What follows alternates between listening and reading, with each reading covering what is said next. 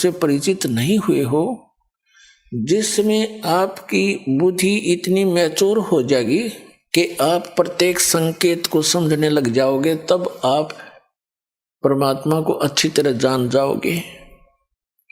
अभी तो आप ऐसी स्थिति में हैं जैसे कोई बालक उठाकर किसी पेन को और कहता है पिताजी ये क्या है,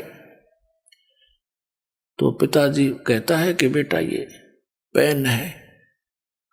वो कहता है पिताजी कहता पेन है, या दादाजी जो भी जिससे वो पूछ रहा है, फिर कहता वो फिर बताता है ये पेन है। तो वो कहता कहता उसको रख के और चला जाता है। उसकी बुद्धि इतनी मैच्योर नहीं हुई है, इतनी विकसित नहीं हुई है, पिताजी ये बता क्या रहा है।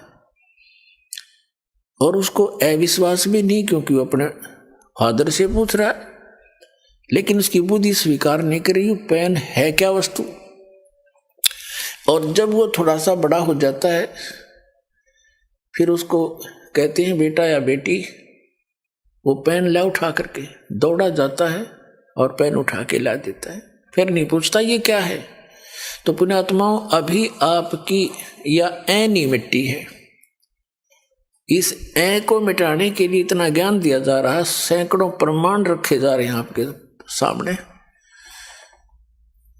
एक दिन आपकी या मिट जाएगी, क्योंकि ज्ञान से ही मिटेगी। वो क्या है, जैसे हम कहते हैं परमात्मा कबीर साहब है, आप सभी स्वीकार करते हो क्योंकि प्रमाण गणे दे दिए। फिर हम बताते हैं कि ये लोक यहां रहने का नहीं है,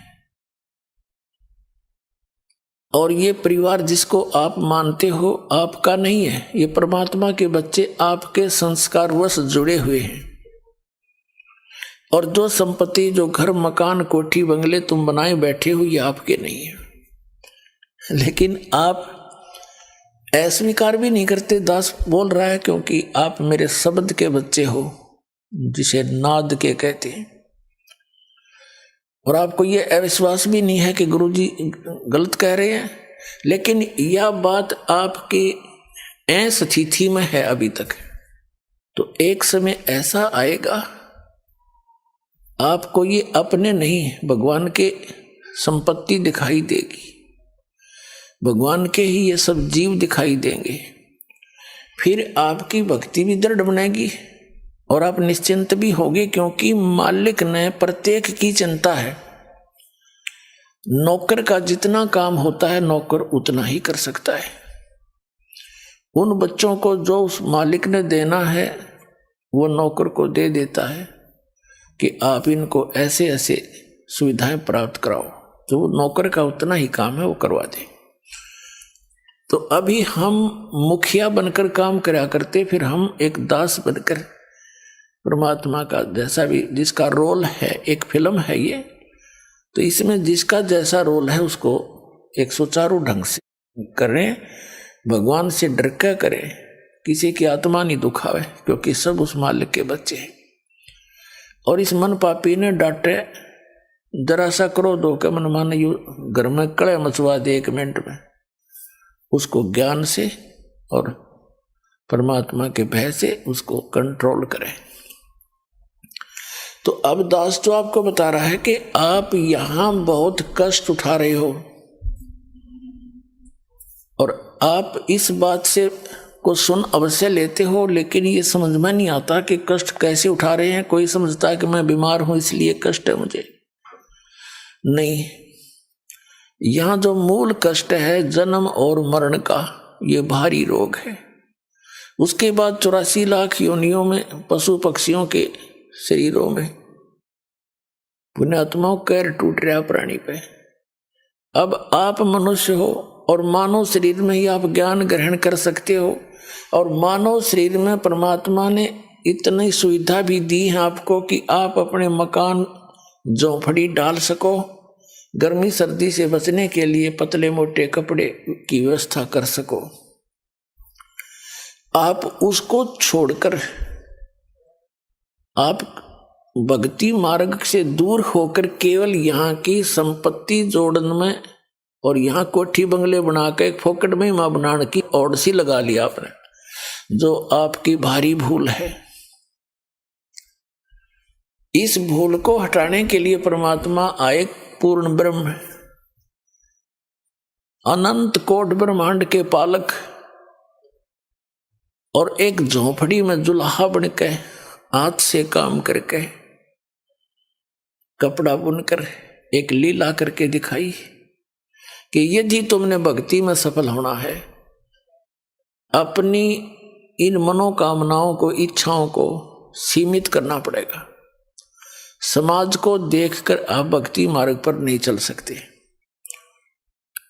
ये दूसरी बात है कि आप जैसी भक्ति करोगे वैसा फल तो आपको मिलता ही रहेगा, लेकिन मोक्ष प्राप्ति के लिए आपने अपनी सभी परंपराओं को, जो हमने स्वयं बनाकर अपने पैरों में बेड़ी डाल ली, उनको समाप्त करना पड़ेगा। पैसों की आवश्यकता किस लिए पड़ती है? बड़ी कोठी बनाकर महिमा हो जावे गांव में, नगर में कि बड़ी कोठी है उनकी, बड़ा पैसे वाला व्यक्ति है, बड़ी कार हो, चलिए तेरे संस्कार में होगी, ये तो हो ही जाएगी, और फिर हो जाती है मृत्यु। कोठी वाले की मृत्यु हो जाती है, कुत्ता बनकर उसी गली में बाहर बैठता है कीचड़ में, गर्मी और सर्दी में, ऊपर से वर्षा हो रही है, वो ठिठुर रहा है कोठी वाला बाहर बैठकर कोठी में। कोई अन्य ही प्राणी जो परमात्मा के बच्चे हैं वो भी निवास कर रहे हैं। कुछ दिनों में उनकी भी टिकट कटेगी, वो भी बाहर बैठेंगे गली में, जो भक्ति नहीं करते। तो ये जो दुर्गति और भविष्य में होने वाले कष्ट आपका हरदम चित्त में रहने लग जाएंगे, फिर आप भक्ति कर सकते हो। ये जो दास आपको बता रहा है, क्योंकि सत्संग जो है एक ऐसा सामूहिक शिक्षा स्थल है जिसमें पहली कक्षा के बच्चों के लिए भी कुछ ज्ञान बताया जाता है, दूसरी के भी, तीसरी के भी, मैट्रिक वालों को, 10वीं कक्षा वालों को, बीए वालों को, एमए वालों को, यानी अंतिम पढ़ाई वालों को भी हिंट दिए जाते हैं। सामूहिक सत्संग के अंदर सबको ज्ञान दिया जाता है और आपको बताया जा रहा है कि आप यहाँ के वासी नहीं हो, आप सतलोक में रहा करते थे और वहां आपकी मृत्यु नहीं होती थी, वृद्धावस्था नहीं थी, कोई रोग शरीर में नहीं था। आज कोई वृद्धावस्था नहीं चाहता और सबकी होगी, पहले मर गया वो दूसरी बात है, और फिर बुढ़ापा भी, वृद्धावस्था भी होगी और मृत्यु भी डेफिनेट, और हम फिर भी आंख नीचे बैठे यहाँ पर। तो अभी तक तो हमें इसका विकल्प नहीं था, अब परमात्मा ने विकल्प बता दिया कि जब तक इस शरीर में रहो, वो आपका मकान जो भी सीमित सा बना कर रखो, ज्यादा बड़े की आवश्यकता नहीं। जैसा भी आपके संस्कार में कोई बड़ा भी बन गया है तो कोई प्रॉब्लम नहीं है। यानी लोग दिखावा होड़ नहीं करे, एक दूसरे ने देख कर रीस नहीं करे इन बकवादों की। कोई विवाह करता है लड़की का, उसमें लोग दिखावा पता नहीं कितना ड्रामा करता है, पैंट बाजे बजवाता, ये बकवाद है सारी। पहले तो हम इनको सीमित करेंगे, फिर भक्ति बनेगी। पुण्यात्माओं, आप जो दास ज्ञान दे रहा है, ये किसी डूम बाट के गीत नहीं, किसी स्वार्थी व्यक्ति के द्वारा कोई नावल की कथा नहीं सुना रखी, खुद भगवान ने आकर के ये आपकी जो समस्याएं हैं ये खुद बताई हैं आकर के, और साथ में इसका समाधान बताया।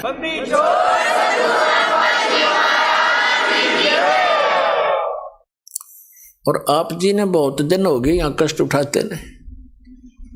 अब परमात्मा कबीर जी आपके पिता हैं, सभी हम सब के, और आपके दुख को देखकर वो स्वयं दुखी रहते हैं। आपने गलती अवश्य कर दी, और जैसे एक सेब खराब हो जाती है, सेब विक्रेता को वो सेब बहुत प्यारी होती है,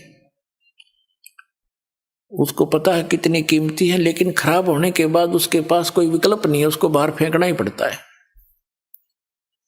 तो पुण्यात्माओं, हम उस सतलोक में रहने के लायक रहे नहीं थे, इसलिए परमात्मा ने हमें बाहर फेंकना पड़ा कि ये औरों को खराब ना करते हैं।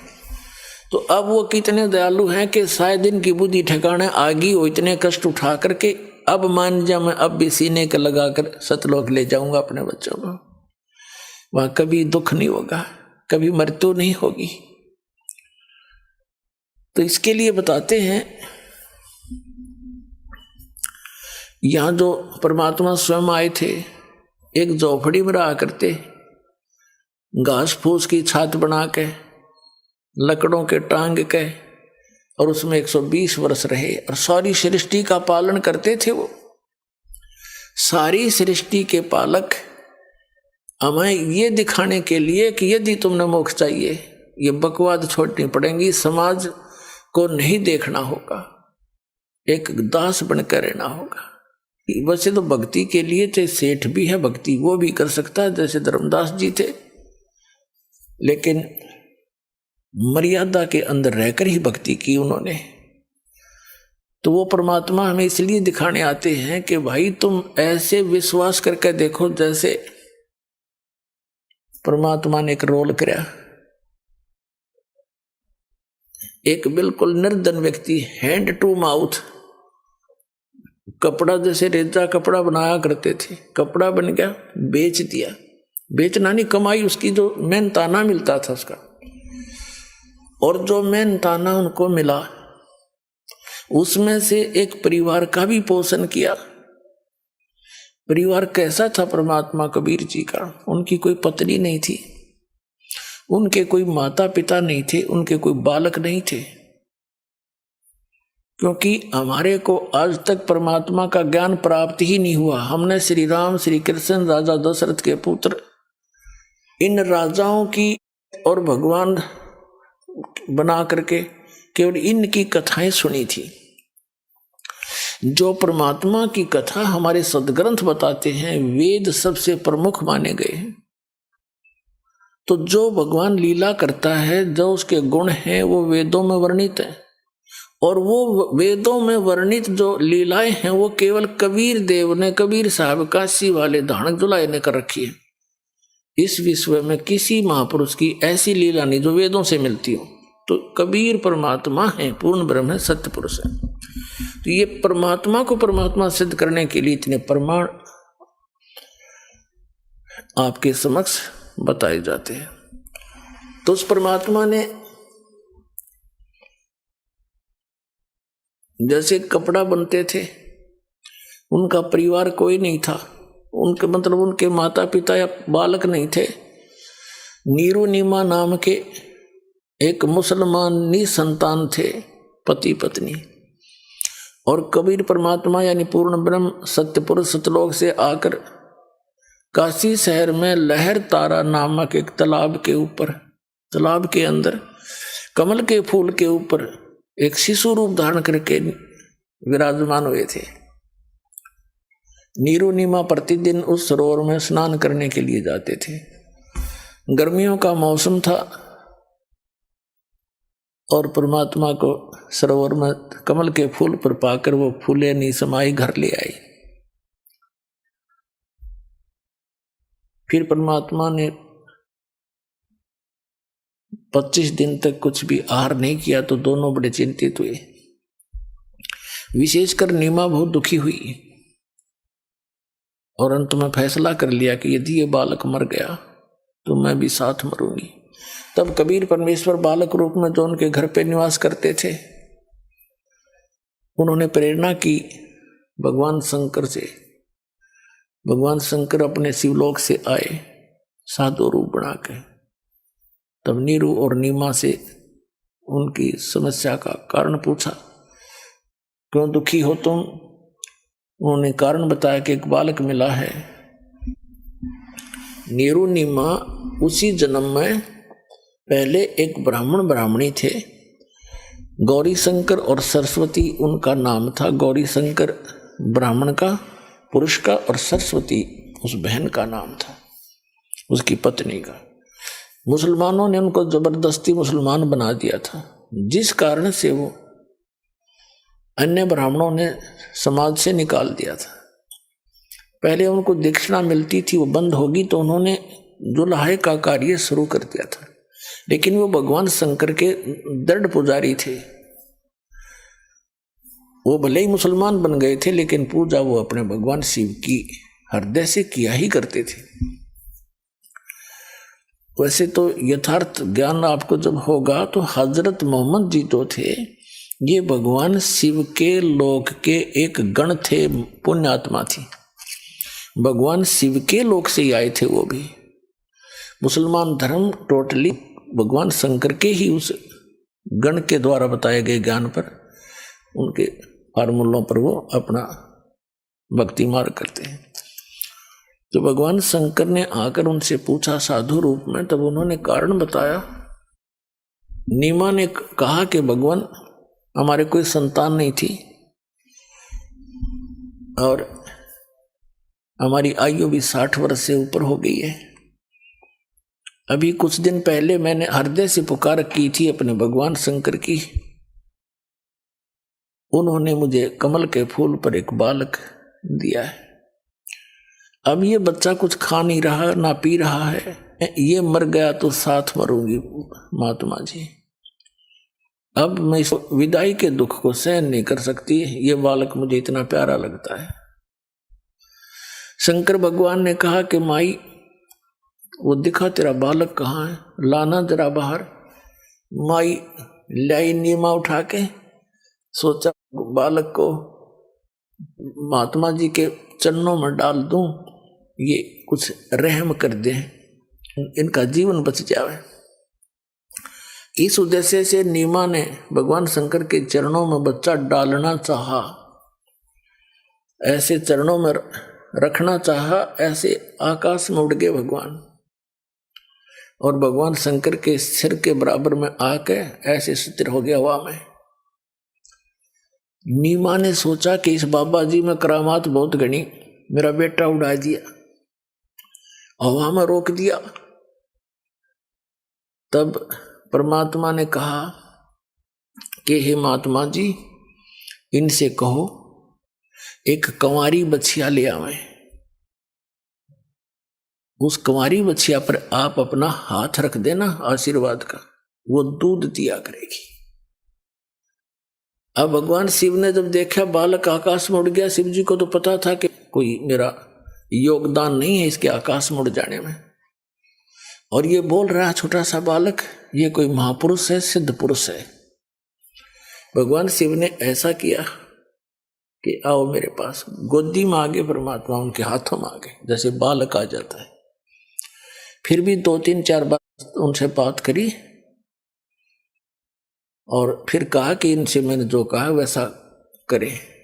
तब नीमा को भगवान शंकर ने कहा कि नीमा माई, ये बेटा तेरा मरने वाला नहीं है, देखो मैंने इसका हस्तरेखा देखी है, इसकी तो बहुत लंबी आयु है, ये जब तक चाहेगा शरीर नहीं छोड़ेगा, तो चिंता ना कर, ये मरेगा नहीं।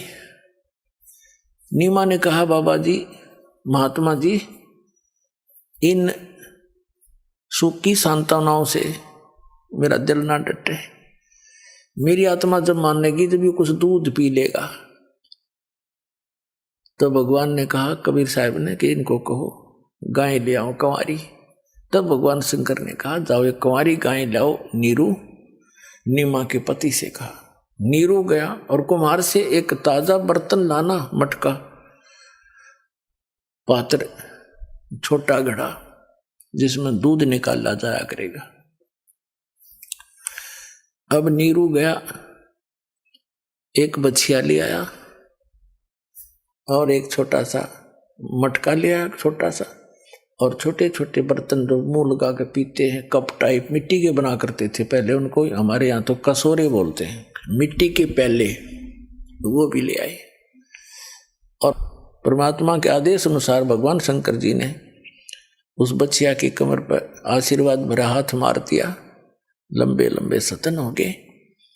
और दूध की धार चल पड़ी। वो पात्र साफ करके नीचे रख रखा था, वो भर गया। तो उस प्रकार परमात्मा के प्रतिदिन वो ये दूध पान करने लगे। परिवर्ष की लीला कबीर परमात्मा की बालक रूप में जब आए थे, कंवारी गाय से हुई थी। ये परमात्मा कबीर जी की जीवनी में लिखा है। और उस परमेश्वर कबीर जी ने जो परमात्मा परम अक्षर ब्रह्म सत्य पुरुष अमर पुरुष जो लीला किया करता है, वो लीला कर रखी थी। उसी के अनुसार वो आदरणीय गरीबदास साहिब जी को मिले थे, जैसे कि आपको सत्संग में सुनाया था सुबह। उनको सचखंड लेकर गए थे, फिर उनके अंदर पूरा ज्ञान भर दिया था भूत और भविष्य का। पहले क्या हुआ था, मैंने क्या क्या लीलाएं की थी, मैं कहाँ कहाँ रहा था। जैसे श्री तुलसीदास जी ने लाखों वर्ष पहले की रामायण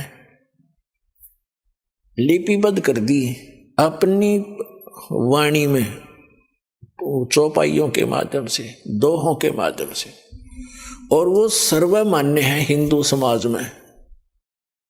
इसी प्रकार आदरणीय गरीबदास साहिब जी ने उस परम अक्षर ब्रह्म की लीला, कबीर परमेश्वर की लीला, उनके द्वारा प्राप्त दिव्य दृष्टि और दिव्य ज्ञान के आधार से अपनी अमृत वाणी में लिख रखी है, जो एज इट इज सर्वमान्य है। जो परमात्मा ने लीला की थी उनसे भी मिलती है, जो कबीर सागर में लिखी हुई है। और जैसे दिव्य दृष्टि जो होती है, इसकी क्षमता होती है, क्षमता, जैसे दूरबीन होती है, दूरबीन उनकी क्षमता होती है, एक तो 1 किलोमीटर तक का दिखा दे, एक मनमाने आसमान में सैकड़ों किलोमीटर तक या दूर तक का देख सकती है। इसी प्रकार दिव्य दृष्टि और दिव्य ज्ञान की भी अपनी क्षमता हो। तो आदरणीय गरीबदास साहिब जी के पास जो दिव्य ज्ञान और दिव्य दृष्टि थी,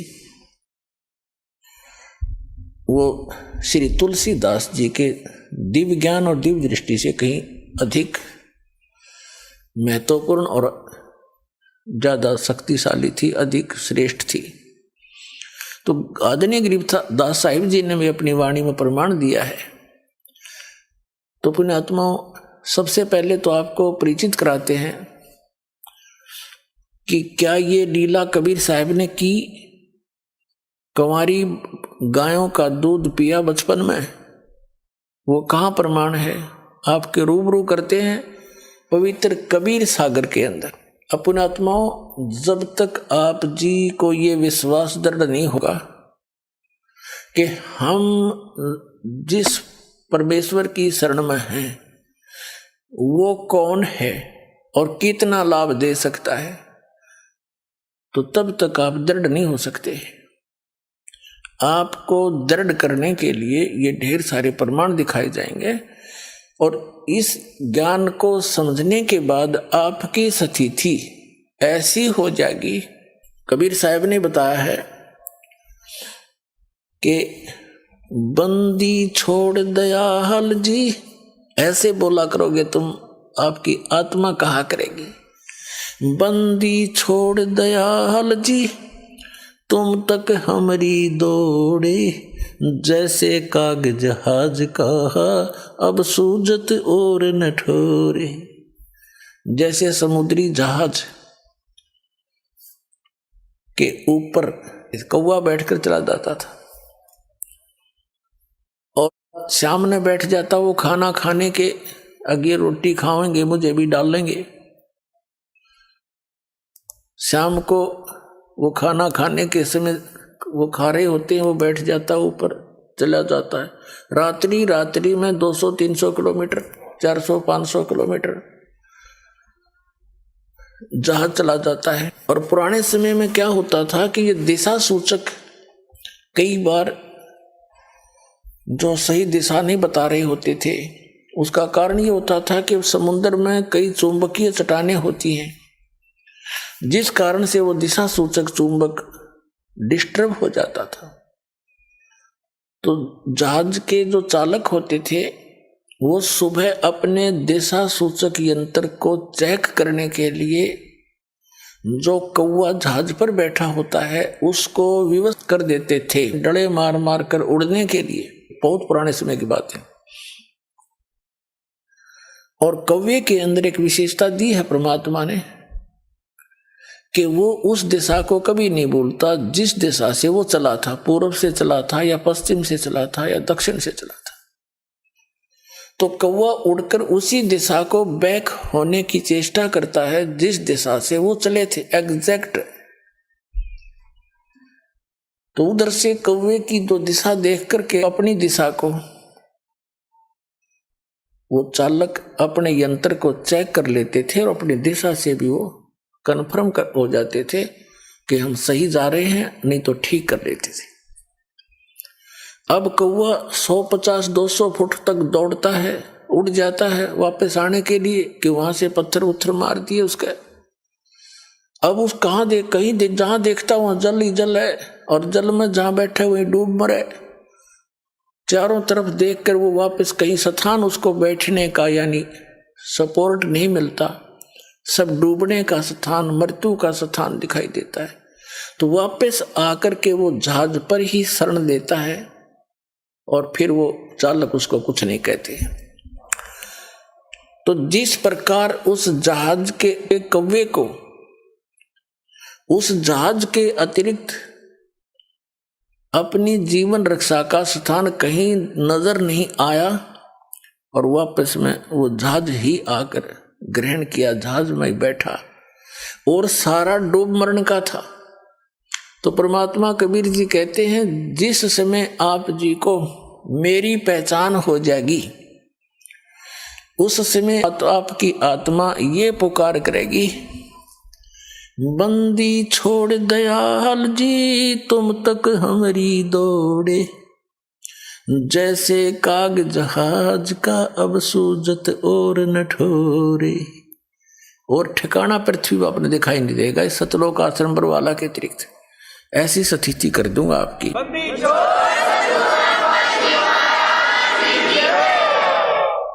अब आपको प्रमाणित करते हैं कि 600 वर्ष पहले भगवान आए थे,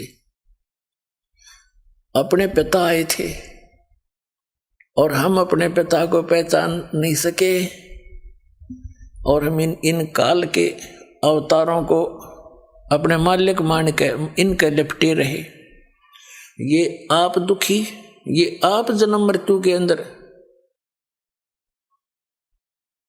तो जब ये स्वयं ही जन्म मृत्यु के अंदर है तो हमारी रक्षा क्या करेंगे? तो ये ज्ञान नहीं था हमें, तो ये ज्ञान अब परमात्मा ने कंप्लीट दिया अपने को।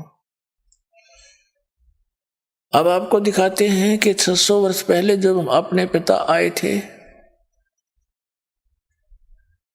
और जो उनका विरोध कर रहे थे वो भी उन्हीं के बच्चे थे, ब्राह्मण थे, काजी मुल्ला थे, आचार्य शंकराचार्य थे।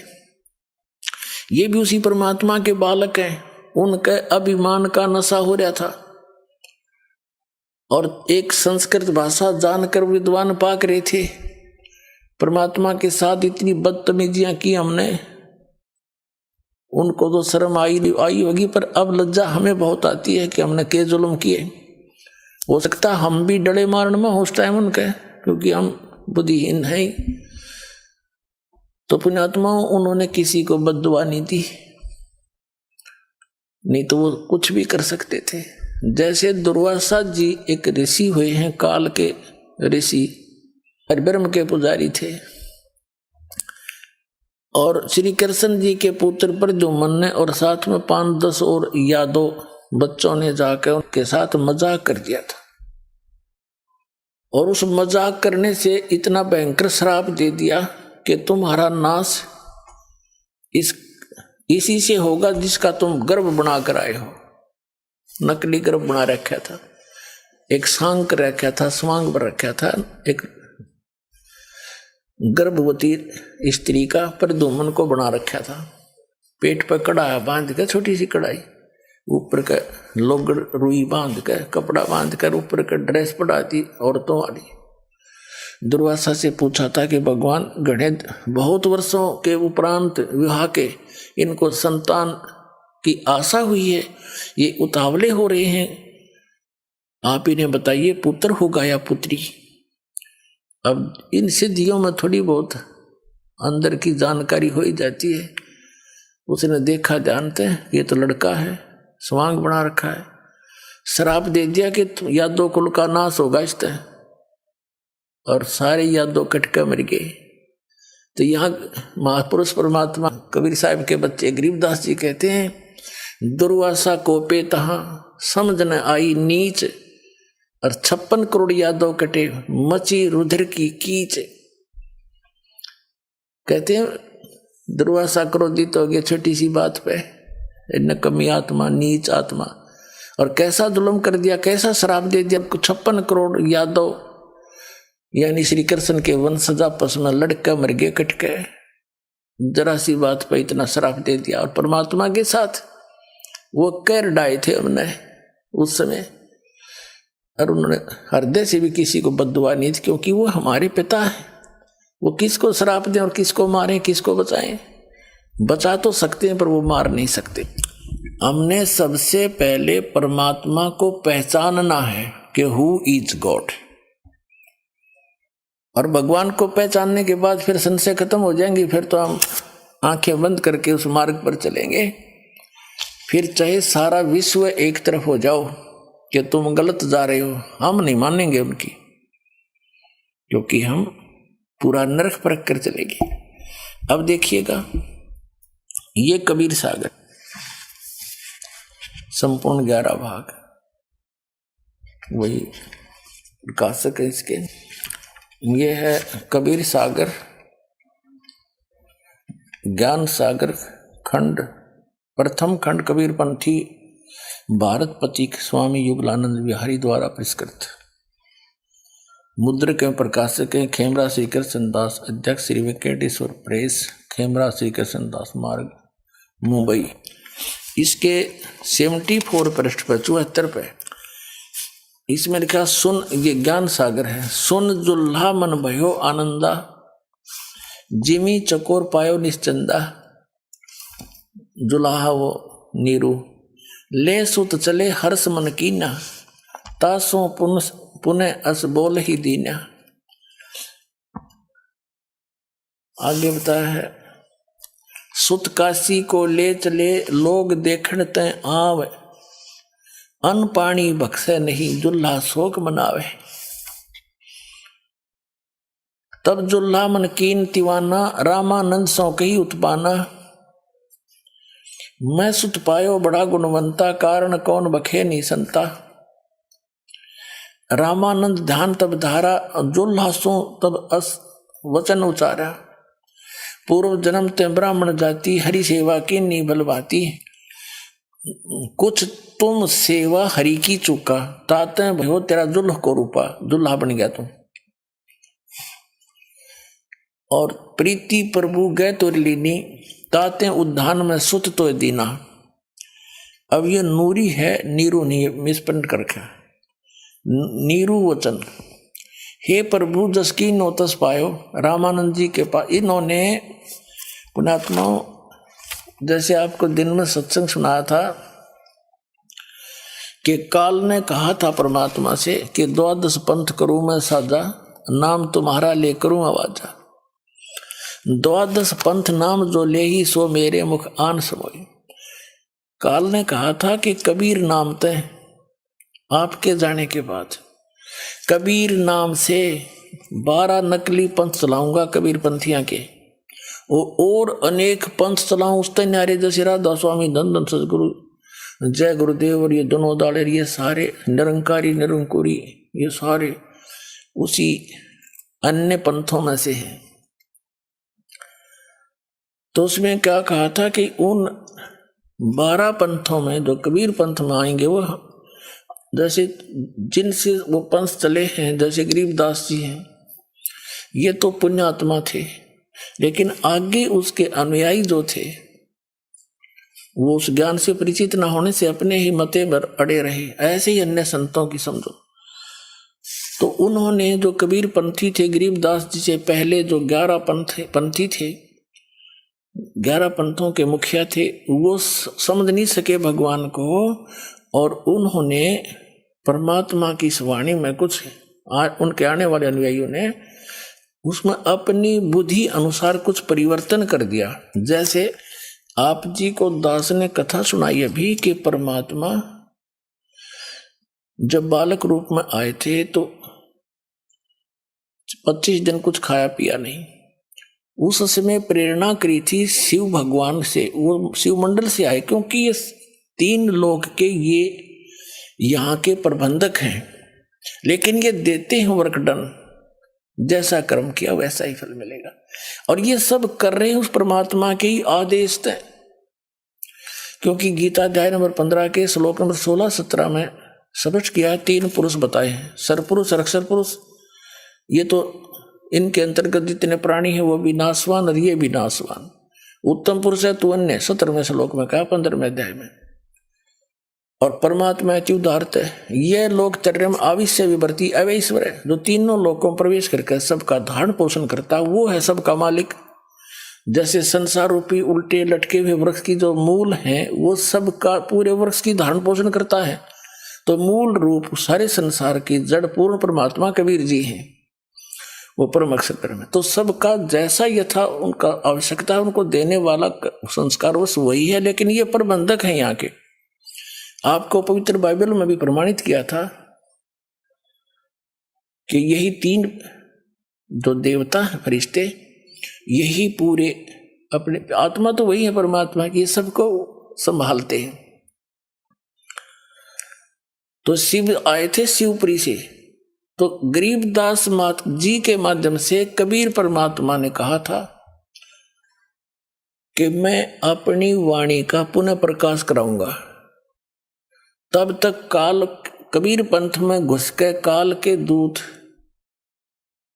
और अपनी बुद्धि अनुसार कबीर सागर में कुछ परिवर्तन भी कर देंगे, और तो भी उसकी पुनरावृत्ति, उसकी अक्षी पूर्ति गरीबदास जी द्वारा पुनः यथार्थ ज्ञान प्रकट करवा के परमात्मा ने कराई थी।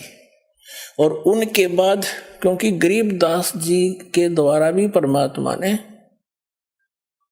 निर्णायक ज्ञान नहीं दिया, उसमें भी ऐसे कोड वर्डों में दे रखा जो इस दास ने समझा है या गरीबदास ने समझा था, वो बताया नहीं किसी को। तो गरीबदास महाराज जी की जो वाणी है वो भी इस दास के ही समझ में आई है, इसी कबीर भगवान की कृपा से।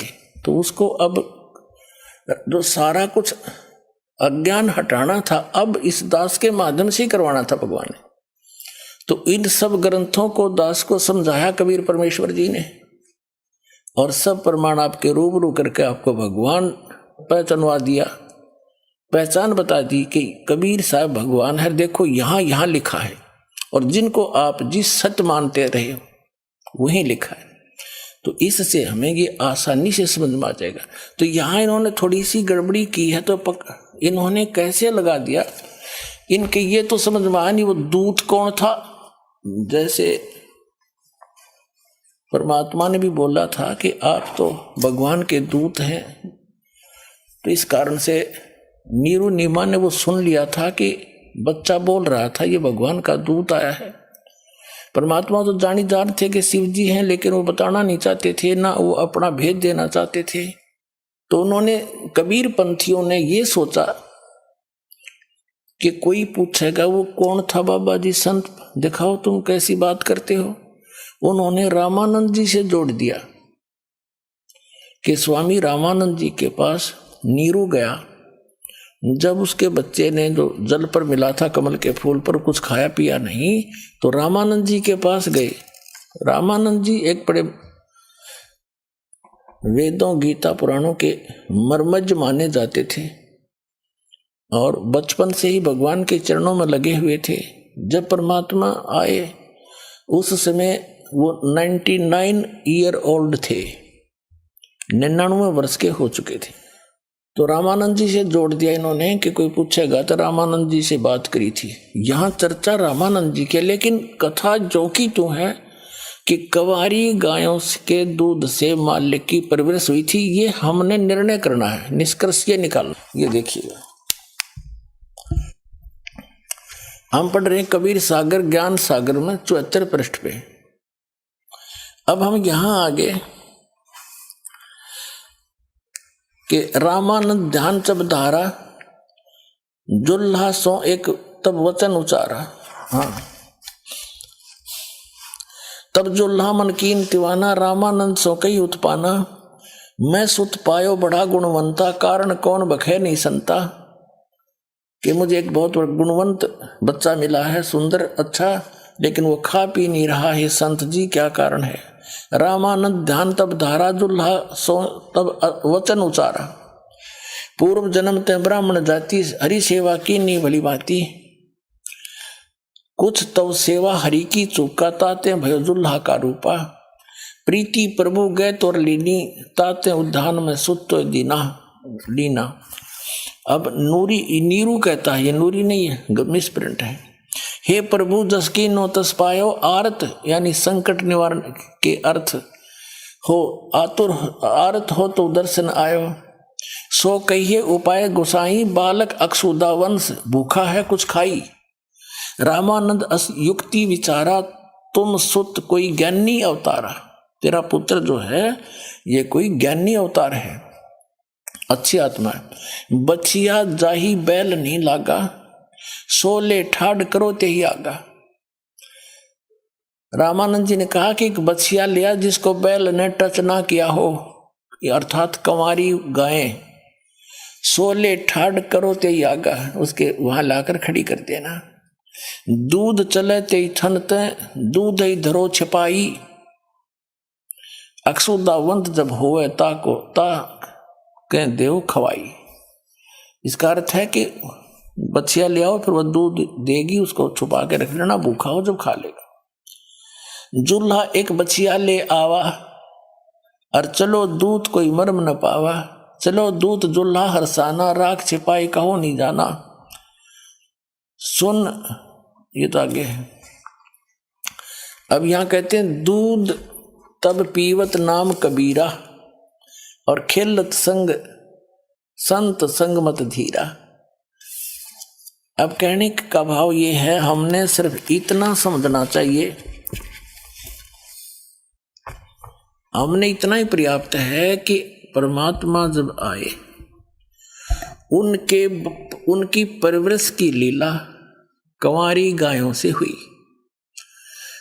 गरीबदास साहिब जी ने क्या कहा, अनब्यावर को दूहत है, दूध दिया तत्काल, कंवारी बछिया को दूहत है, आशीर्वाद दे दिया, और दूध दिया तत्काल, पीवे बालक ब्रह्म गति, तासी भय दयाल।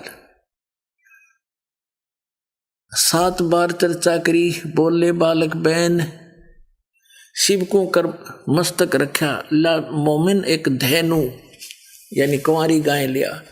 तो हमने ये निष्कर्ष देखना है, क्योंकि सबसे ज्यादा ऑथेंटिक हमारे ये 2 ग्रंथ हैं, 3, एक तो पवित्र वेद, पवित्र हिंदू धर्म के जो पुण्यात्माएं हैं उनके लिए वेद, पवित्र 4 वेद, पवित्र 18 पुराण, पवित्र श्रीमद् भगवत गीता, ये एक अमर ग्रंथ समझ लो हमारे। इनमें जो लिखा हो भगवान की लीला लिखी है पवित्र वेदों में और पवित्र श्रीमद् भगवत गीता में, एक जैसा ज्ञान है, मिलता जुलता। पवित्र पुराण जो है वो अन्य ऋषि महर्षियों के अपने अनुभव हैं, वो यदि वेदों से नहीं मिलते हैं तो वो कच्चे ही कच्चे हैं, वो कंप्लीट नहीं है, उनके सतर का ज्ञान है। और वेद और गीता गॉड गिवन ज्ञान है, तो जो गॉड गिवन है वो सही है। और कबीर सागर में भी गॉड गिवन ज्ञान, और गरीबदास साहिब जी को समय लेकर गए वापस छोड़ा, वो गॉड गिवन ज्ञान। तो इन तीनों से जब मेल खा जाएगा जो प्रकरण है वो फाइनल हो गया, तो उसमें कोई शंका नहीं रही। अब एक तो आपको पवित्र कबीर सागर में सिद्ध कर दिया कि जब कबीर साहब बालक रूप धारण करके आए थे, बछिया ताही बैल नहीं लागा, वो कुंवारी बछिया उस बछिया के दूध से माल परमात्मा की परवरिश की लीला हुई थी। अब गरीबदास जी की वाणी भी आपको बता दी। उन्होंने परमात्मा को देखा, उनके से प्राप्त दिव्य दृष्टि से उन्होंने पूर्व की घटनाओं को लिखा। जैसे तुलसीदास जी ने श्री रामचंद्र जी की सब घटनाएं रामायण लिखी और सबको मान्य है। और अब हम आपको दिखाते हैं वेदों में कि वेदों में परमात्मा के गुण हैं, वो कैसी लीला करता है। और आंखों देखा उन महापुरुषों ने कि हु इज गॉड। तो हमने परमात्मा को पहचानना है कि कौन है वो भगवान जो हमारे संकट को दूर कर सकता है, जन्म और मृत्यु के रोग से हमें बचा सकता है और हमारे ऊपर इस वर्तमान के जीवन में जो भी हमारी किस्मत में, भाग्य में, प्रारब्ध में संकट लिख रखे हैं, हमारे पाप कर्मों का संयोग है, उनसे हम दुखी हैं, उनको कौन नाश कर सकता है, कौन उनसे दुखों से बचा सकता है और कौन हमें यहाँ काल के जाल से निकाल सकता है। तो वो केवल एक ही परमात्मा है, कबीर परमात्मा, जिसको हम सतपुरुष भी कहते हैं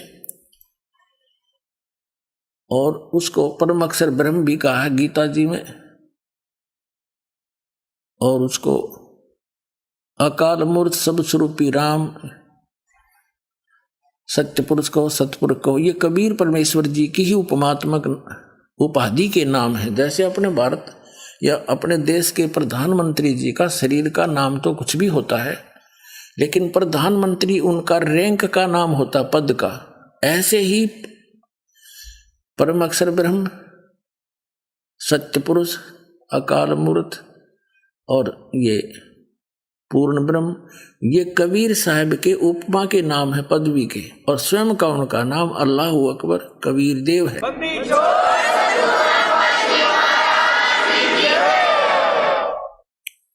अब आपको दिखाते हैं पवित्र वेदों में, पवित्र वेद परमात्मा की महिमा का गुणगान करते हैं। और कबीर परमेश्वर जी ने 600 वर्ष पहले कहा था, वेद मेरा भेद है, मैं ना मिलूं वेदन के माही, और जौन वेद से मैं मिलूं वो वेद जानते नहीं। परमात्मा ने 600 वर्ष पहले कहा था कि ये वेद, चारों वेद मेरा भेद है, मेरी ही महिमा बताते हैं। लेकिन इन वेदों में ऋग्वेद, यजुर्वेद, सामवेद और अथर्ववेद, इन वेदों में मेरे पाने की, तुम्हें पूर्ण मोक्ष प्राप्त होने का विधि नहीं है। तो इसलिए इन वेदों में वर्णित विधि से मेरी प्राप्ति नहीं हो सकती। लेकिन वेद गुणगान मेरा ही कर रहे हैं। तो पुण्यात्मा हु इज गॉड अब पता लग जाएगा। देखो, ये ऋग्वेद है, मंडल 9 और 10 इकट्ठा ही अनुवादित है। ये कहां से छपा है? सार्वदेशी कार्य प्रतिनिधि सभा, महर्षि दयानंद भवन, रामलीला मैदान, नई दिल्ली।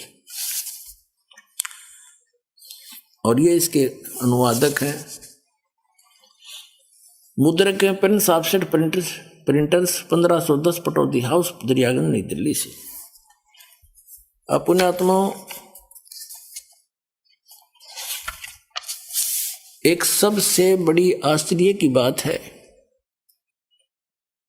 कि इन वेदों के अनुवाद करता है महर्षि दयानंद सरस्वती जी के चेले और महर्षि दयानंद स्वयं।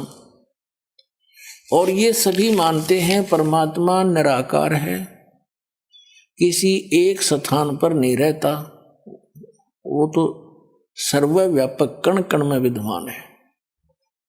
ये तो उनका अपना अनुभव है और वेदों को वो सत्य मानते हैं। अनुवाद भी उन्होंने कर रखा है। यदि ये दास अनुवाद करता, ऐसे ही करना था, इससे भी अच्छा करना है।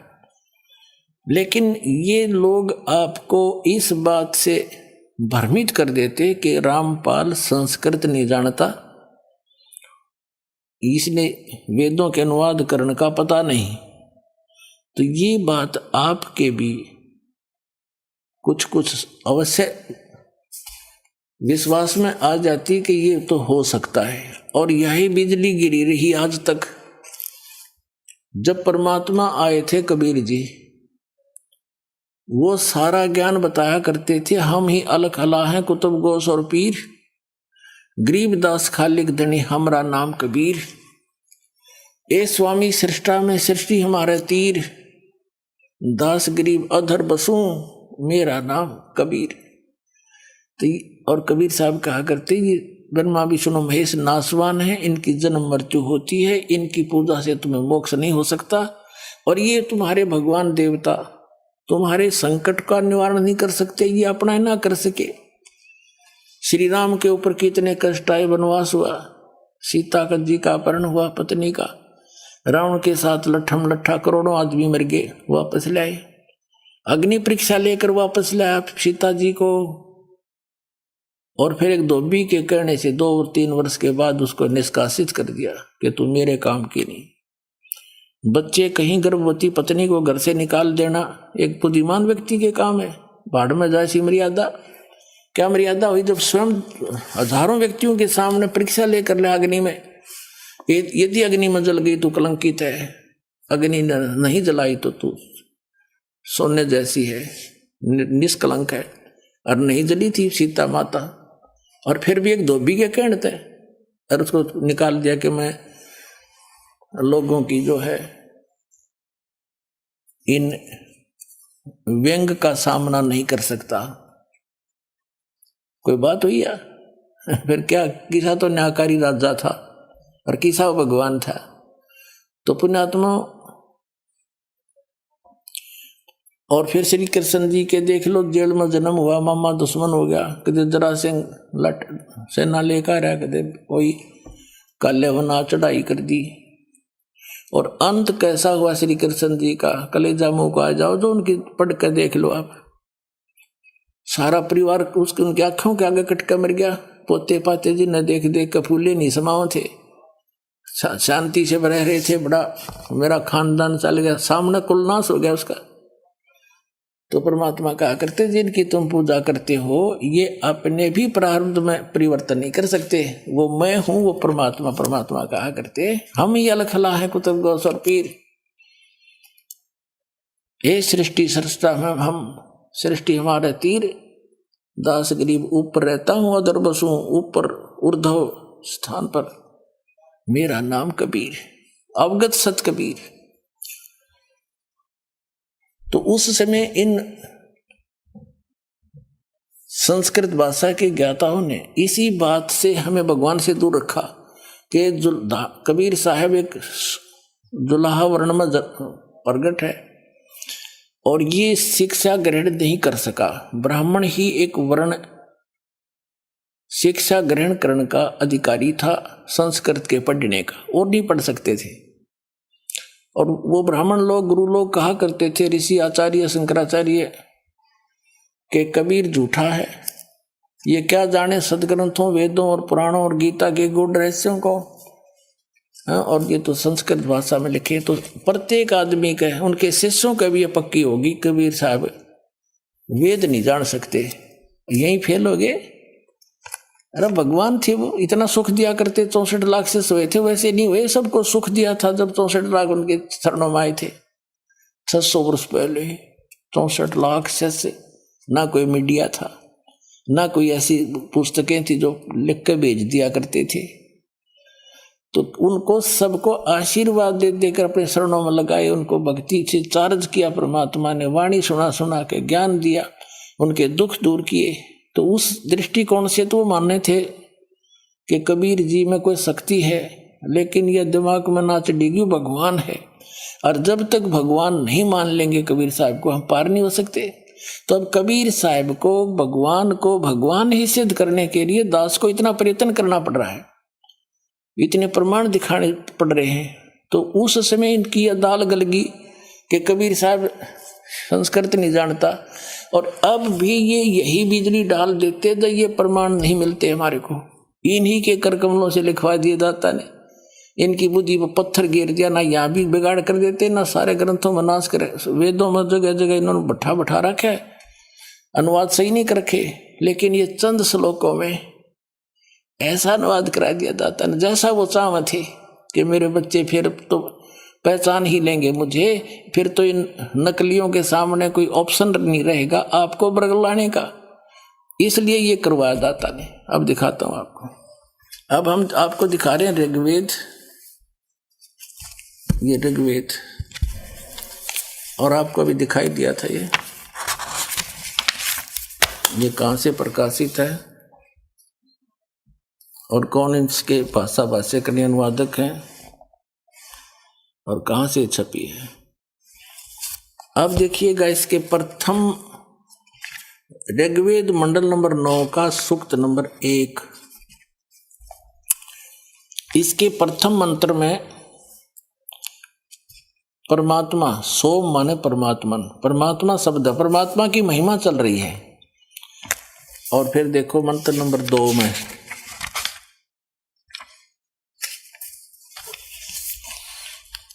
मंत्र नंबर 2 में ऋग्वेद मंडल नंबर 9 सूक्त 1 मंत्र 2 में हे परमात्मन आप, ठीक है। तीसरे में भी हे परमात्मन, चौथे में भी हे परमात्मन, पांचवें में भी हे परमात्मन, यही, और इसके छठे में भी हे परमात्मन। अब सातवें में इनका याद आ गया, अरे परमात्मा तो हमने निराकार बता रखा है, तो सारा परमात्मा की और आगे साकार सिद्ध हो रहा है। तो यहां उन्होंने पुरुष लिखना शुरू कर दिया 7वें में, और फिर 8वें में उस पुरुष को या ना लिखा, उस परमात्मा को यहां लिखना था, उस परमात्मा को उग्र गतियां प्रेरणा करती है, यानी और भासमान शरीर को वह पुरुष प्राप्त होता है। पुरुष माने परमात्मा। अब पुण्यात्माओं, ये इतना अड़ंगा अड़ा दिया इन लोगों ने, अज्ञान कर दिया, आपके हृदय में भर दिया अज्ञान ठोक ठोक के, और हजारों वर्षों से हम ये लोक वेद नावल सा पढ़ते आ रहे थे। अब उस पुराने रंग को हटाने के लिए पहले तो रेग मारा कर पेंटर, और फिर ओरिजिनल पेंट करता है। तो पहले दास चाहता है कि आपके हृदय में जो अविश्वास भरा हुआ है कि कबीर भगवान नहीं हो सकता, और जिनको आप मैं ऋषि मान्या करते, जिन ग्रंथों को आप सही मानते थे, उन्हीं में से दिखाना पड़ेगा कि पुरुष माने क्या है, ये क्या मानते हैं। पुरुष माने तो सीधा ही है परमात्मा होता है। जैसे गीता जी अध्याय नंबर 15 के श्लोक 16 और 17 में 3 पुरुष हैं, एक सर पुरुष यानी सर भगवान, एक अक्षर पुरुष अक्षर भगवान, और तीसरा उनसे अन्य है उत्तम पुरुष, पुरुष कहो ब्रह्म कहो। लेकिन यहां पुरुष माने पूर्ण परमात्मा की तरफ संकेत है। एक यजुर्वेद है, और इसी आर्य समाज के प्रवर्तक महर्षि दानंद जी का ही अनुवादित है ये।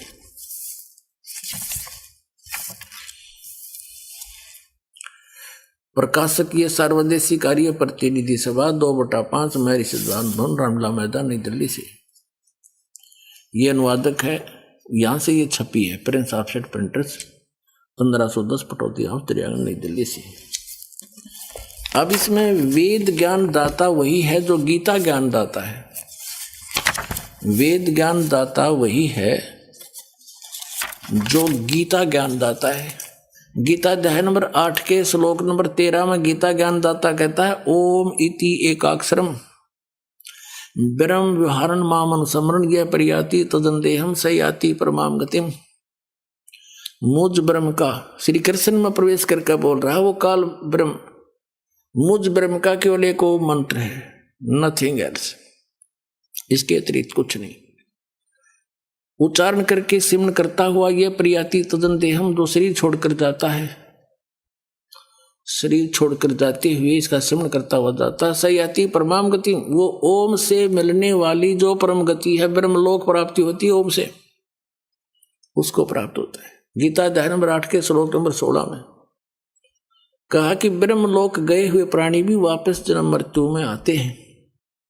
गीता ज्ञानदाता अध्याय नंबर 2 के श्लोक नंबर 12 में, अध्याय नंबर 4 के श्लोक 5 और 9 में, और गीता अध्याय नंबर 10 के श्लोक नंबर 2 में स्पष्ट करता है कि अर्जुन तेरे और मेरे बहुत जन्म हो चुके हैं, तू नहीं जानता, मैं जानता। तो पुण्यात्माओं, आपका सौभाग्य है, आपको ये अनमोल वचन, अनमोल ज्ञान सुनने जोगा बनाया। पहले तो भगवान ने आपको विद्वान बनाया, शिक्षित किया, और दास को इसका जानकार बनाया। आज आपके रूबरू ऐसा बना दूंगा जैसे पहली का कहता हुआ, अगर वेद गीता और पुराणों को आप याद रखोगे। बोलो सतगुरुदेव।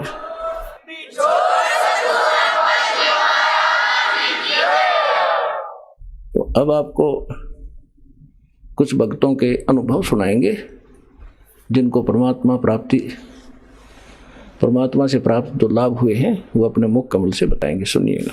सर नमस्कार। नमस्कार जी। सर क्या शुभ नाम है आपका? मेरा नाम सर दिनेश दास है, गांव सन्नोट का रहने वाला हूं मैं, नरेला में, दिल्ली में लगता है। सर संत रामपाल जी महाराज से कब जुड़े आप? सर मैं 2014 में 7वें महीने की 18 तारीख को जुड़ा था जी। सर संत रामपाल जी महाराज से जुड़ने से पहले आप क्या भक्ति साधना करते थे? सर मैं उनसे नाम लेने से पहले मैं देवी देवता को पूजता था, जो हमारे बेरी वगैरह की जो पूजा करते हैं, हनुमान वगैरह की। और मेरे को तो बताया था किसी ने कि भाई तू हनुमान के लंगोट, और मेरे घर में खाने को भी नहीं था, इतना बुरा हाल था। मैं वहाँ पे लंगोट चढ़ा के आया नहर पे, मंदिर पे भवाना। और उसके बाद तो मेरी बहुत ही ज़्यादा खराब हो गई हालत, इतना खराब हो गया, घर की आर्थिक स्थिति इतनी खराब कि मेरी मिसेज काम करती थी और मैं घर पे ही रहता था, क्योंकि मेरे को ऐसा लगता था जैसे तेरे ऊपर कुछ भूत प्रेत से दौड़ हांटते हैं। और इतना बुरा हाल हो रहा कि मैंने अपने घर वालों को बता दिया कि वो घर वाले बोले कि दिनेश पागल हो गया है। पूरा गांव ये कहता था, पूरी बस्ती के दिनेश पागल हो चुका। हंसते थे लोग बाग मेरे को देख देख के कि भाई पागल आ गया, उठ के चले जाते थे। कोई बात करता था उल्टी सीधे बोल देते कई बार। सर आपकी बहुत ही दयनीय स्थिति हो गई थी, आप सभी देव देवताओं की पूजा कर रहे थे, उसके बाद भी आप सभी दुखों से घिरे हुए थे। तो फिर सर आपको इन सभी दुखों से कैसे निजात मिली? देखो भगत जी, मुझे एक किताब मिली थी, ज्ञान गंगा, एक हमारे गांव का ही भगत है, उसने मेरे को एक किताब दी थी। और मैंने वो किताब पढ़ी ना तो मैं बहुत रोया, बहुत ही ज्यादा, क्योंकि उसमें सारी सच्चाई लिखी हुई है। क्योंकि हम पहले रामलीला देखते थे, गांव में होती थी, और वो देखा कि भाई हाँ वैसे ही वो इंद्र भेजता है उसको अपनी, ये सारी सच्चाई हमने पढ़ी। और उसके बाद तो मैं कति बेचैन सा हो गया, और मैं नाम लेने के लिए बिल्कुल इतना तड़प रहा था। और वो भगत जी तक कहता कि वह दिल्ली रहता था और कभी गाँव में आता था। सर ऐसा उस ज्ञान गंगा पुस्तक में आपको ऐसा क्या पढ़ने को मिला कि उसको पढ़ने के बाद आपको ऐसा लगा कि आपको संत रामपाल जी महाराज से नाम दीक्षा लेनी चाहिए?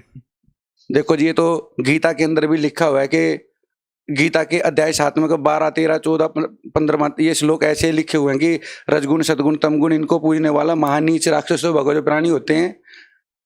तो ये सारी सच्चाई उसके अंदर लिखी हुई है, बिल्कुल जो गीता से प्रमाणित है, वेदों से प्रमाणित है, 18 पुराणों से प्रमाणित है। वो सत भक्ति गीता के अध्याय 17 के 23वां मंत्र लिखा है कि ओम तत्सत निर्देश है ब्राह्मण मुखे। भक्ति का, सत भक्ति करने के 3 मंत्र का जाप देता है परमात्मा। तो जो मेरे को ज्ञान गंगा जो पुस्तक मैंने पढ़ी उसमें देखा सारी सच्चाई लिखी हुई है। और लिखने के उसमें पढ़ने के बाद मैं बेचैन हो गया। फिर मैंने जाके नाम लिया हिसार से, बरवाड़ा से, और नाम लेने के बाद फिर परमात्मा ने अपना हाथ रखा सर पे और सारे दुख मेरे ये लगा लो कि। आपने किस संत से नाम दीक्षा ली? मैंने संत गुरु रामपाल जी महाराज जी से नाम दीक्षा ली। सर आपने संत रामपाल जी महाराज से नाम दीक्षा ली। सर उनके बारे में ऐसा सुना जाता है कि संत रामपाल जी महाराज से जो भी नाम दीक्षा लेता है उनको कोई ना कोई लाभ जरूर होता है। सर आपको क्या लाभ हुए? सर मैं इतनी दारू पीता था कि शायद ही मेरे गांव में कोई दूसरा दारू पीने वाला हो। 2-2, 3-3 बोतल में पी जाता था दारू की, और बीड़ी के भी 2-2, 3-3 बंडल पी जाता था, और मांस भी बहुत ज़्यादा नशा करता था मैं। लेकिन परमात्मा की ने जो ज्ञान बताया तो पता चली हम तो राक्षस थे बिल्कुल। मनुष्य तो परमात्मा ने बनाए हमें, हम तो राक्षस थे बिल्कुल। इतना बुरा हाल था हमारा। लाभ जी बहुत लाभ हुए। मेरे पथरी थी और मैंने परमात्मा सतगुरु रामपाल जी महाराज जी से एक ही बार एक अर्ज की थी, और उसी दिन ही मेरी पथरी रात को ही साफ होगी। पता भी नहीं चला कि पथरी कहाँ गई कहाँ नहीं। सनोट में 3 स्टूडियो हैं, जबकि सबसे ज़्यादा काम मेरे पास ही रहता है, क्योंकि सनोट का ही रहने वाला हूँ। और सबको पता है पहले फोटोग्राफरी करता था मैं, पर लेकिन बहुत दारू पीता था, बहुत दारू वगैरह नशा बहुत ज़्यादा करता था। लेकिन अब मैं कभी छूता भी नहीं, उनके पास भी नहीं खड़ा था जो दारू पीने। सर जैसा कि आपने बताया कि पहले आप बहुत नशा करते थे, संत रामपाल जी महाराज से नाम दीक्षा लेने के बाद आपने नशा त्याग दिया, तो सर ऐसा संत रामपाल जी महाराज ने आपको ऐसा क्या ज्ञान बताया, ऐसी क्या जड़ी बूटी दी कि आपने उनसे नाम दीक्षा लेने के बाद नशा छोड़ दिया? सर जी, ऐसा है कि जो परमात्मा का सतगुरु रामपाल जी महाराज का जो ज्ञान है ना, वो बिल्कुल वो ज्ञान है जो एक बार पद सुन लेगा या वो कर लेगा ना, उसको पता चल जाएगी सच्चाई, तो फिर वो कभी नशे के उसमें नहीं जाएगा। क्योंकि परमात्मा सारी बात एकदम सच बताते कि दारू पीने से क्या होता है, बीड़ी पीने से क्या होता है। मेरा छोटा भाई है, उसको उसकी मिसेज ने दवाई भी दिला ली, लेकिन नहीं दारू छोड़ता। और मेरे को कभी किसी ने दारू नहीं दिला, मैंने परमात्मा का सत्संग सुने थे, सत्संग सुनने से ही इतना लाभ हो गया कि हमने उसी दिन दारू बीड़ी मांस मिट्टी सब छोड़ दिया बिल्कुल। और हमारे घर वाले भी ये कैसे सोचते हैं कि भाई ऐसा ये हो कैसे गया। वो तो कहते हैं कि तूने क्यों छोड़ दिए, ऐसे हमारे घर वाले कहते हैं। कि वो तो कहते हैं कि अनुपासना कर्म का नहीं, हम सत भक्ति कर रहे हैं। मैं तो उनको समझाता हूँ, वो लेकिन मानते नहीं, क्या करें। सर जैसा कि अभी आपने अपने भाई के बारे में बताया कि वो ट्रीटमेंट लेने के बाद भी नशा नहीं छोड़ पा रहे हैं, सरकारें भी नशा मुक्ति के लिए बड़ी बड़ी योजनाएं लेके आती है, नशा मुक्ति केंद्र खोलती है, उसके बाद भी लोग नशा नहीं छोड़ पाते। लेकिन संत रामपाल जी महाराज से जो भी नाम दीक्षा लेता है वो उसी वक्त से नशा छोड़ देते हैं। देखो जी, नशा तो परमात्मा ये बताते बिल्कुल सच्चाई कि नशा करने से क्या क्या हमारे होते हैं, हमारे जन्म कितने खराब होते हैं, इतने कर्म खराब होते हैं, और फिर काल हमारा क्या हाल करता है लक 84 में डाल के। ये तो परमात्मा ही बताते हैं सच्चाई बात के भाई क्या होता है, मनुष्य जन्म किस लिए मिला था, और नशा करके हम इसको व्यर्थ में गवा दें तो बिल्कुल ही ये लगा लो, जिसने सत भक्ति नहीं करी परमात्मा से लेके तो उसका जीवन तो बिल्कुल वेस्ट है बिल्कुल। सर देखिए, आप बार बार संत रामपाल जी महाराज को परमात्मा कहकर पुकार रहे हैं। सर अभी वो जेल में है, उसके बाद भी आप उनको परमात्मा कह रहे हैं, सर ऐसा क्यों? देखो जी, ऐसा सर जी, अगर हीरा पैरों में आ जाए तो ये नहीं कि हीरो की कीमत खत्म हो जाती है। परमात्मा तो परमात्मा ही है, उनको किसी को परब देने की जरूरत नहीं। इतनी संगत उनकी प्रूफ जिंदा है कि भाई हिसार में जब भी तारीखें होती हैं, हजारों की 10-10 15-15 हजारों की तादाद में, तो कई बार तो लाखों लाखों पहुंच गए भगत। उनको सुख हो है तब पहुंचते हैं, ना तो कौन निकलता है इतनी बड़ी गर्मी में घर से। जिनको सुख होगा वही निकलेंगे, जिनको ज्ञान है वो निकलेंगे, ना तो कौन है ऐसा जो गर्मी में हांडेगा, ऐसे गर्मी में मरता। सर जैसा कि आपने कहा कि संत रामपाल जी महाराज अपने शिष्यों को बहुत सारे सुख प्रदान करते हैं, इसीलिए वो हिसार उनके दर्शनार्थ आते हैं। सर संत रामपाल जी महाराज अगर अपने भक्तों को लाभ दे रहे हैं तो सर आखिर वो जेल में क्यों है, वो क्यों नहीं जेल से बाहर आ जाते? देखो जी, ये तो औरों के देखने की दृष्टि में कि परमात्मा जेल में है और मालिक तो जेल से ही बैठे बैठे सब कुछ चला रहे हैं, सारे ब्रह्मांड चला रहे हैं बिल्कुल। एक एक भगत को वो सुख दे रहे हैं जो कभी सोची भी नहीं होगी हमने। ये भी नहीं सोचा होगा कि ऐसा भी हो सकता है, वो हमारे साथ हुआ है। ऐसी परमात्मा का सतगुरु रामपाल जी महाराज की शक्ति है जिसको कोई सोच भी नहीं सकता। इसको वो ही समझ सकता है जो भक्ति करेगा, 4 महीने कम से कम करेगा ना, तो उसको अपने आप पता चल जाएगी वाकई में सच्चाई भक्ति परमात्मा ये सतगुरु रामपाल जी महाराज जी हैं। सर आप भगत समाज को क्या संदेश देना चाहते हैं? मैं भगत समाज को यही संदेश देना चाहूंगा कि भक्ति, सत भक्ति से हम जुड़े रहे और औरों को भी बताए जो भी नशा करते हैं, जो भाई जो दिन रात काम के पीछे ही लगे रहते हैं, बैल की तरह जिन्होंने जिंदगी बना ली, बस में भी सोते रहते हैं। हमने कई बार देखा है, कई बार हम तारीख पे जाते हैं, सुबह उठ के आए हैं घर से और आते ही हाथ में टिप्पण और बस में खाना खा रहे हैं। उनका इतना बुरा हाल कर रखा है इस काल ने, जो कि उनको बिल्कुल चैन नहीं लेने दे रहा। रात दिन रात मंडे रहते हैं, काम के चक्कर में पागल हुए, ना नींद पूरी होती उनकी, ना खाना भी टाइम से बेटाइम हुआ रहता है, उनका बुरा हाल हुआ रहता है। तो वे परमात्मा का सत्संग देखें और सत्संग देखने से उनको पता चलेगी कि वो अब तक जो जी रहे थे वो कोई जीना थोड़ी था। जीना तो अब शुरू हो, जिस दिन परमात्मा से नाम लेंगे सतगुरु रामपाल जी महाराज से, जीना तो जिंदगी तो उस दिन शुरू होती है ना। तो ये देख लो, वैसे तो हम नरक में पड़े थे बिल्कुल। देखो सर जी, परमात्मा सतगुरु रामपाल जी महाराज से जो नाम ले लेगा उसको ऑटोमेटिकली ऐसे सुख होने शुरू हो जाएंगे कि वो अपना काम काज अपने आप ही कम कर देगा। उसको इतनी दौड़ भाग करने की जरूरत नहीं होती। फिर तो परमात्मा के सत्संग सुनने के बाद उसको इतना वो हो जाता है, इतना सुख मिलना शुरू हो जाएगा कि वो समझ जाएगा कि मैं पहले तो गधे वाली जिंदगी जी रहा था, इंसान वाली जिंदगी तो अब थी। परमात्मा का सुमरण करने के लिए परमात्मा कहते हैं जीवा तो वाहे भली जो रटे हरि नाम ना तो काट फेंक दियो मुख में भलो ना चाम। तो ये परमात्मा की जो ये जीव अब जो हमारी मनुष्य जन्म में जो जीव मिली हुई है, इस जीव का अभी फायदा है ना, तो फिर पशु बन जाएंगे। फिर इस जीव का कोई वो नहीं होगा। फिर हम किसी से बता भी नहीं सकते हमारे ये दुख हो रहा है, या हमें प्यास लग रही है, या हमें भूख लग रही है, या हमारे बच्चे भी हमारे। तो परमात्मा की भक्ति सत भक्ति करो, सतगुरु रामपाल जी महाराज जी से नाम दीक्षा लेके और भक्ति शुरू करो और फिर देखो अपने सुख। सर जो लोग संत रामपाल जी महाराज से जुड़ना चाहते हैं वो उनसे नाम दीक्षा कैसे ले सकते हैं? सतलोक आश्रम बरवाला भी बंद है, संत रामपाल जी महाराज अभी जेल में है, तो सर उनसे नाम दीक्षा कैसे ली जा सकती है? उनकी नाम दीक्षा लो, टीवी में सत्संग आता है, सत्संग में नीचे हेडलाइन आती है, नंबर आते हैं, और ज्ञान गंगा पुस्तक में भी है।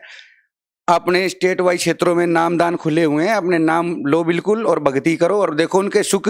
परमात्मा कहते हैं जब कांटा पैर में लगा हो तो जूते कैसे पहनोगे? जब तक वो कांटा नहीं निकलेगा तो जूता कैसे पहन सकते हैं? और परमात्मा कहते हैं कि जूता पहनने के बाद बेटा फिर कांटा नहीं लगेगा। ये राम नाम का जो जूता तेरे को पहना दिया, उस जूते को पहन रखो, इसको उतारना मत और फिर देखो अपने खूब चलो, तुम्हारा कोई कांटा नहीं लगेगा। बहुत बहुत धन्यवाद सर आपका।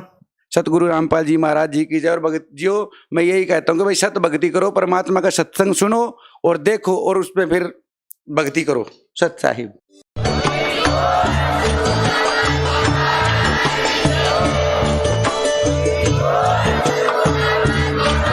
अगर आप ये वीडियो YouTube पर देख रहे हैं तो हमारे चैनल को सब्सक्राइब करें और बेल आइकन को दबाना ना भूलें। सत साहिब सभी भक्तों को, जो लोग भी मेरे चैनल में पहली बार आए तो चैनल को सब्सक्राइब, वीडियो को लाइक और वीडियो पूरा ज़रूर देखें।